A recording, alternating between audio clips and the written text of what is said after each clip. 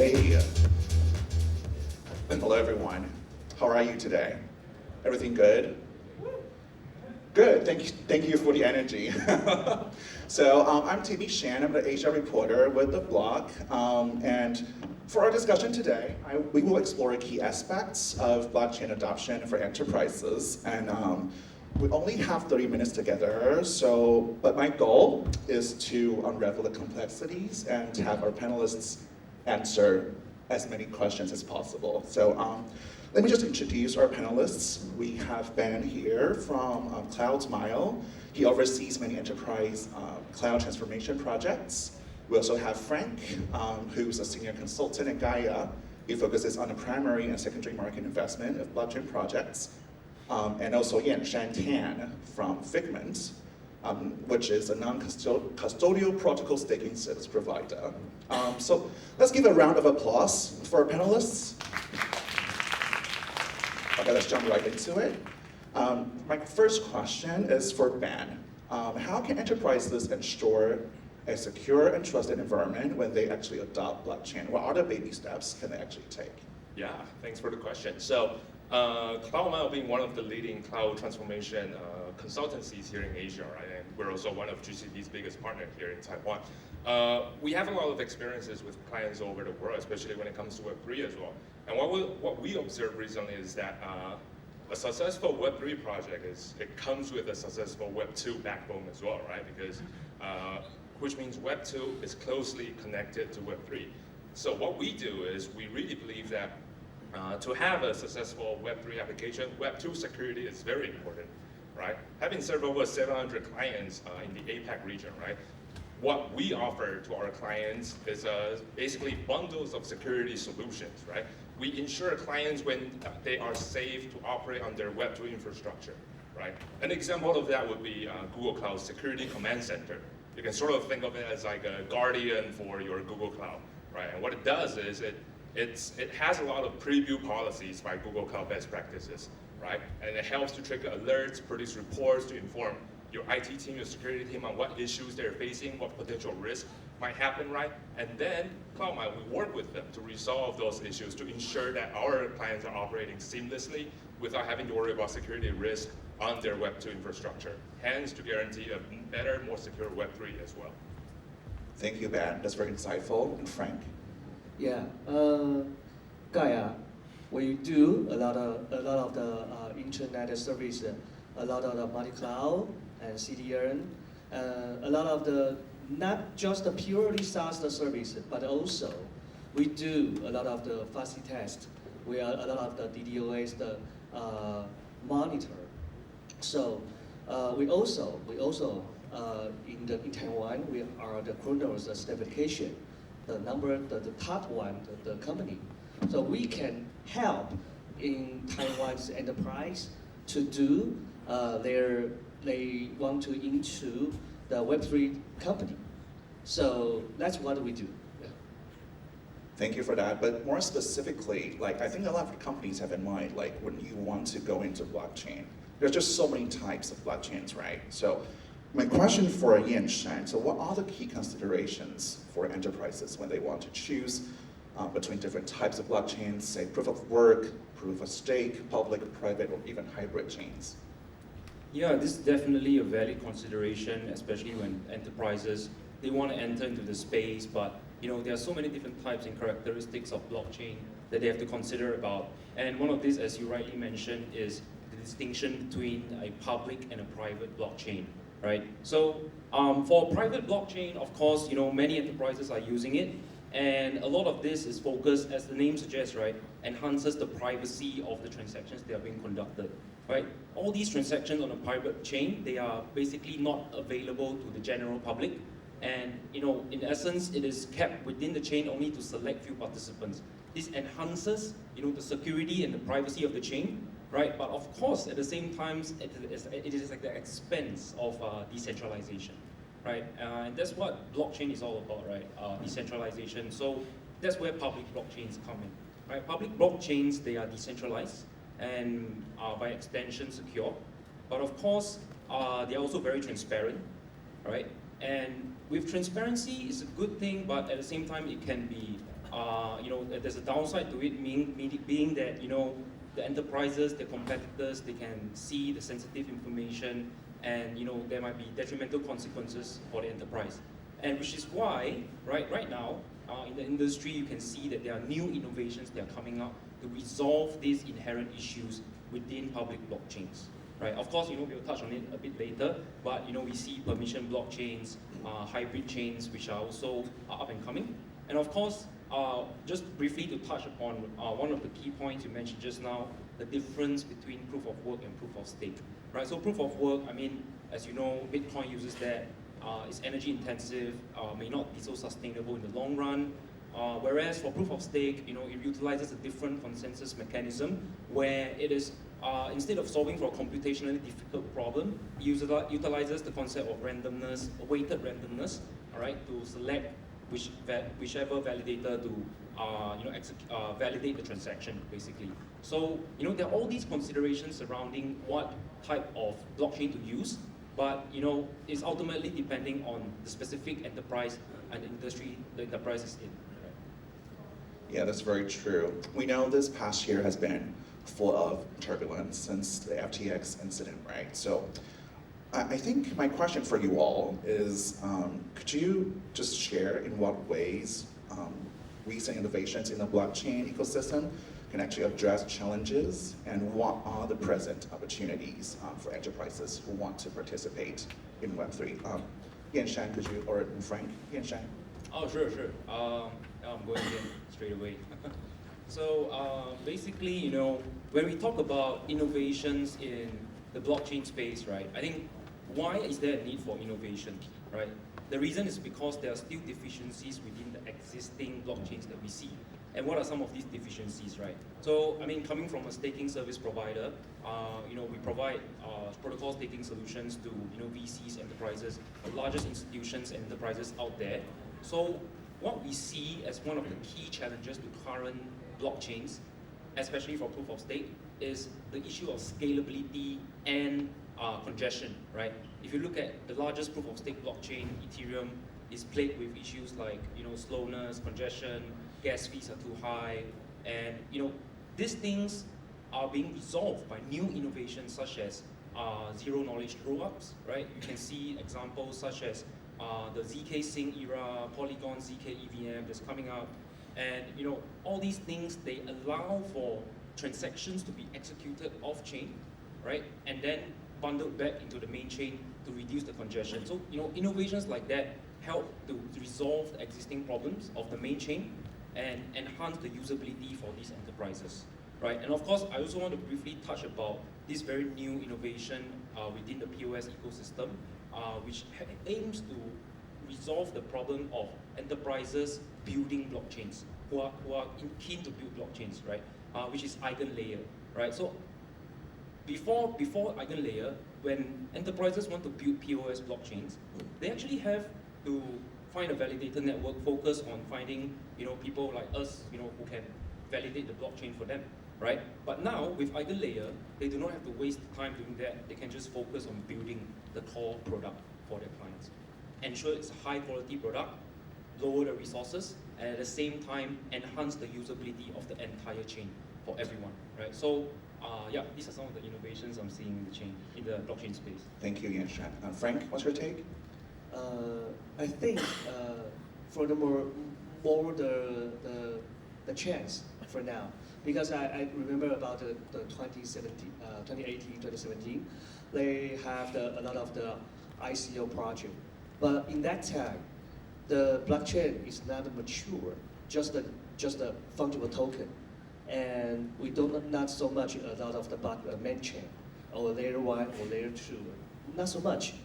But a lot of the enterprise want to do the project, and they want to have to realize a lot of the ability on the token.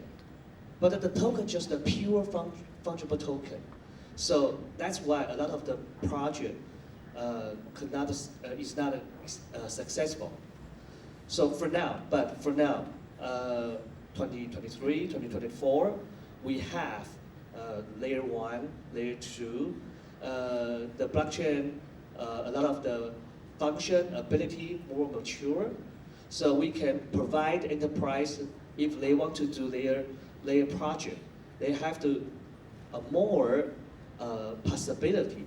For example, you have the if you the enterprise you need a trust machine. You can use like an Arbitron or Optimism, the layer 2. The layer 2 can provide an environment or a little ecosystem, and they can a lot of function. You can create a lot of the token, smart contract function, secondary exchange, NFT, a lot of the in your project, enterprise project. So that's what I mean. Is it a chance? You have the more mature blockchain technology into your enterprise. Yeah, that's for sure. Like when you have a more mature technology, you will have more real world examples, right? For Ben, could you share with us what you think? Yeah, sure. So I definitely agree with what Yansheng and Frank say. Right? I think those two are very good points in terms of innovations in the blockchain technology development, right? So from my part, I'm going to tackle this question from a different angle, right? More from like a technical implementation side. I think aside from the rapid innovation of blockchain, we can all agree that generative AI is also another big thing, right? That has been happening, and hopefully it's impacting and making everyone's life more efficient. If you're not using it already, you should start using it, right? So what does this mean for enterprises or even normal people, but like you and me, or normal companies, right, who wants to get into Web3? Is that it significantly reduces the so-called technical barrier of entry into for them to get their hands on to the blockchain development, right? One such example would be Google's new generative AI called Bard, and even their Gemini, right? The Gemini has been recently announced, I think last week as well. It's a very new Google initiative. Apparently it claims to be more accurate than ChatGPT 4 as well. I also tried by myself, but it seems to be pretty accurate. And take myself as an example, right? I didn't come from like a technical background, but I'm very interested in blockchain development. I want to get my hands dirty in terms of building the actual cryptocurrency, writing my own smart contract.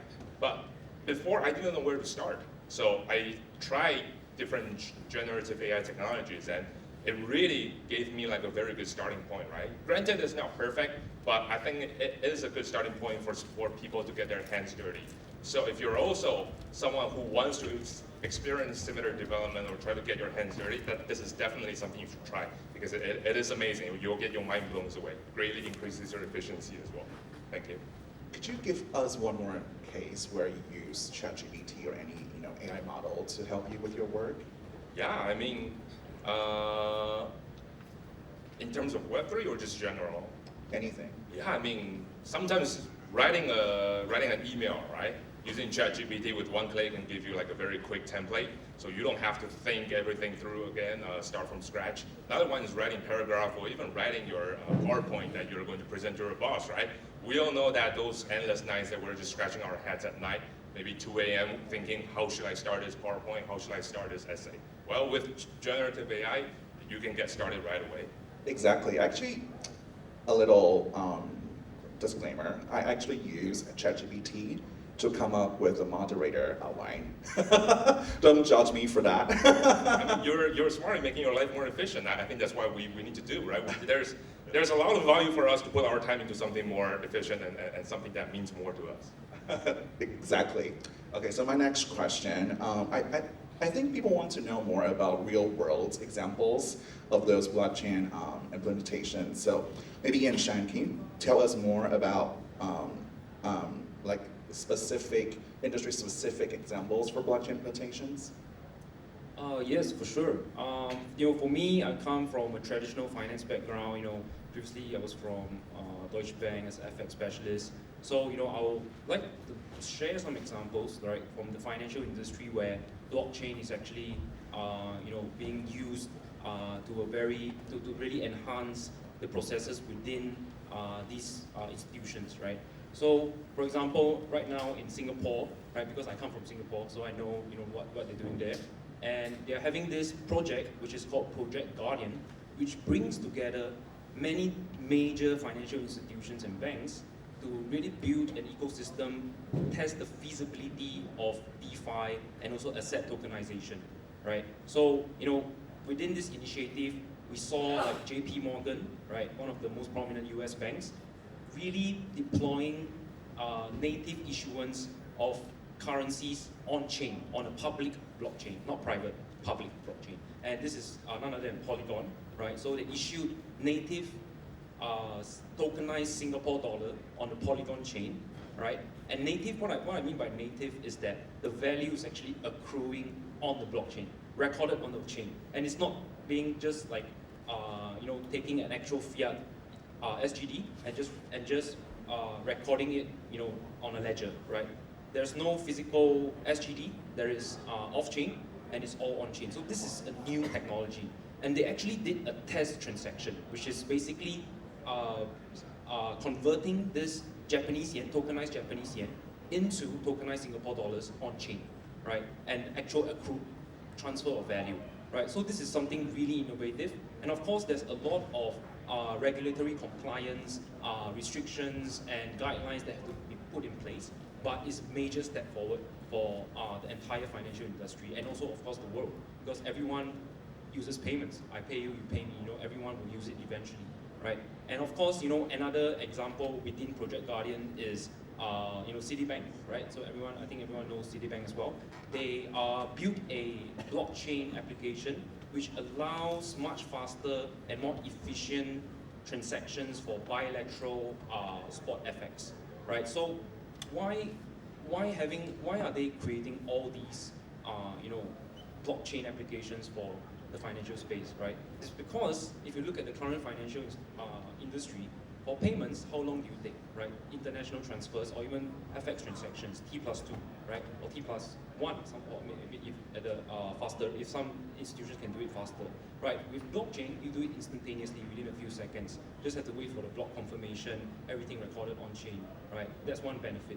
And the other benefit of doing all these is that the transactions that is being conducted is immutable. It cannot be tampered with. It's not centralized, it's spread across the ledger, right? Whereas existing in bank, you have seen so many scandals, people tampering with the central records, altering transactions and having fraud and all that, right? So with blockchain, this is immutable. You can't tamper with it, right? So this is one of the key benefits that, few of the key benefits that, blockchain can confer to the financial industry. Yeah, that's a very interesting point there. Is that Project Guardian a central bank digital currency project? Yes, that is CBDC is also one of the key initiatives within Project Guardian as well. And of course, CBDC itself also has some of its core benefits, being an alternative to like stable coins, a more regulated version of it. I think, of course, there are many aspects to CBDC that we can talk about, but maybe, at the next panel, we focus on all the different pros and cons of CBDCs. I'll be happy to share much more. Okay, thank you, Yan Shan. For Frank, can you share some examples? I think that the financial the case is very very huge. It's by government or a lot of the bank. Yeah, but I think there's some the more middle or small size. I think it's in energy. You can see, for now, the energy is every country has needed to be energy to electric. So we need a green electric for sunrise, water, or fire making the electric. So I think the energy, the environment need a trust machine to integrate it and to record the ESG report or some carbon or token. And they need, if the data on the blockchain, and they will need a lot of the world scalable trust machine. So that's why we need a blockchain layer 2 to layer 1. We call the roll up as a service. So this technology is very suitable for the energy environment. and they have a lot of the adoption, the new function we can do. So we can fulfill a lot of the enterprise they need. They have the financial report. They need a lot of the ESG, the record on their financial report, especially for IPO, the enterprise. So that's why I need it. I think this is a direction. It's a lot of the enterprise can adoption and consider it about how to using the blockchain, the layer 2, the technology into their ESG, their ESG record in energy. Yeah, I mean, I would like to add something as well, right? As a Taiwanese, I want to say thank you to Jens and Singaporean government for being initiating with all those interesting blockchain projects, because as we all know that actually a lot of Taiwan's financial regulation and government, we actually reference from Singapore regulations as well. So after seeing what Singapore done, I'm quite confident that hopefully Taiwanese government will be more keen to try on different, more interesting stuff, and then it trickles down to big enterprises in Taiwan also follow, right? I know the entire theme for Taipei Blockchain Week is to encourage more development, the development of blockchain within the Taiwan market, right? And I think this has to come down not only from, not only by us, right? Not only by everyone here, but also by the government, to the enterprises, then all the way down to our everyday life. So it's very exciting to see what they're doing there in Singapore. Exactly, and the election is coming up, right? I'm hoping personally that there will be some specific blockchain related policy that actually put out the government, no matter which party. So, okay, I have one more question for Frank. So you talked a lot about these industry cases. So when enterprise want to measure the success of such implementation, what are the key KPIs they can put in place? Yeah, if I'm the boss for the enterprise, I think they consider any project, not only just the technology is the blockchain or not, or AI or not. They just think about three direction. One is that the project can making our enterprise the lower cost, or the two, more efficient. Three, have the new function which before never happened. Yeah, if the three just satisfy one or two, that is a success as a project for the enterprise. Yeah, that's a good point. So I think we still have some time left. So I have one more question for you guys. We talked a little bit about CBDC, right? So if an enterprise, like how can an enterprise actually participate in a CBDC project, and what can they get from a CBDC project? Because, yeah, Yanshan, do you have anything to say? Yeah, in essence, I mean, CBDC has always been compared to, stable coins, right? And I mean, if you look at the stablecoin ecosystem, it is now the oil for the gears that are in the crypto ecosystem. And it's being used in all the various different exchanges, it's used in market makers, it's used for trades, right? And of course, the governments, they themselves are looking at all these things that's, transpiring across the whole industry, right? Of course, it's backed by fiat, it's backed by, money market treasuries and all. But then it kind of brings to the purview of the government that, do I have control of these stable coins, right? Or is it going to be really truly decentralized and thereafter affecting my control of my currency? So at the end of the day, as a government, when you are looking at things like currency, they need to have control, right? The sanctity of the currency depends on the government, ultimately, right? So which is why they also look at, this whole stablecoin phenomenon, I would say, that has been technology that's been created, and thereafter come up with this CBDC technology, right? Basically issuing it on using their own kind of sovereignty, right? And attaching it using the stablecoin concept in the blockchain, right? I think that going forward, there will be increased adoption of CBDC, right? But personally, I believe that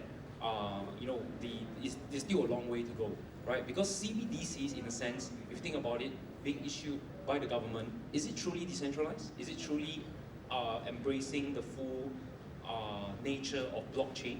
Because at the end of the day, it's controlled by a central authority. Yeah, yeah. So is it truly decentralized? Exactly. That's what the US has this issue with China, right? When China rolls out their pilot ECNY, like Precisely. yeah, when the Beijing Olympics took place, they were warning those athletes not to use ECNY apps after they arrived in Beijing. Any other taker for how enterprises can actually participate in CBDC project and what are the benefits? Mine is not too much from the CDBC angle, but it touches more towards your second to last question, right? How enterprises should measure their KPIs, right? I think definitely all the KPIs that Frank mentioned, they're all very good, and I want to approach from a different angle against that. Enterprises or even companies, before they actually start to adopt blockchain, right? They need to think about what problems they want to solve, right?